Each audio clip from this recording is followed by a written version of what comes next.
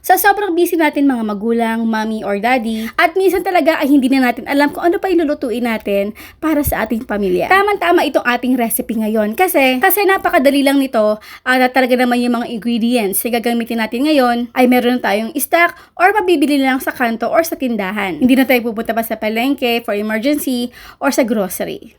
Simpleng sangkap lang katulad nitong ating itlog ay pasasarapin natin. At dahil nga sa social media ay marami na tayong mga klaseng idea or mga iba't ibang klaseng luto sa pagluto ng itlog, hindi lang pirito or scramble. Luluto lang natin ito for 10 minutes at syempre make sure na kumukulo na yung ating tubig bago natin ito ilagay. 10 minutes ay sapat na. At syempre para mas mapabilis ang pagbalat nito, ayan, tinransfer ito sa malamig na tubig. At syempre bago natin ito isalang over medium heat ay painitin na natin yung ating mantika. Sa ganitong klase nga pagluluto ay kailangan na gagamit tayo dito ng non-stick pan. Kasi guys, kapag ito ay hindi non-stick pan ay talaga namang didikit yung ating itlog dito sa ating kawali. Pero kung hindi naman non-stick pan talaga o wala naman talaga kayo nito, ay pwede kayong gumamit ng normal na kawali, pero talaga namang dapat umuusok sa init yung ating kawali para naman talagang hindi dumidikit yung ating itlog.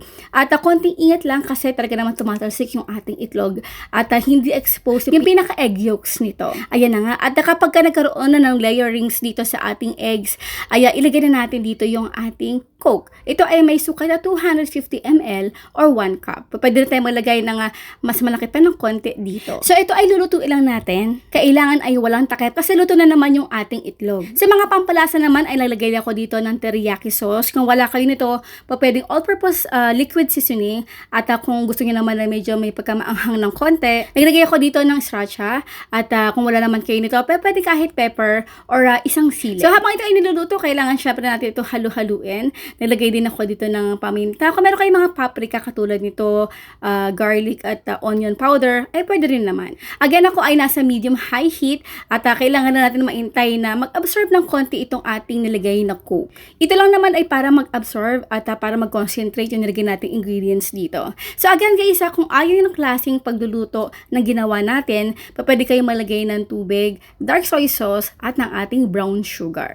For garnish, maglagay tayo dito ng spring onion or kinchay. O diba guys? So wala pang 35 minutes ay makakapagluto na tayo dito na napakasarap na ulam at talaga namang napakadali at masustansya pa. So guys, kung meron kayo request kung gusto niyo pa na magluto tayo o makakita, mapanood dito sa ating social media, ay paki-comment naman. At kung gusto niyo pa talaga magkaroon pa ng iba pang idea sa paggawa o sa pagluto ng itlog, ay gagawin natin yan. Basta i-notify niyo lang ako, mababasa ko naman lahat ng mga comments sa inyo. Sisikapin natin na gawin lahat ng mga sa aking makakaya.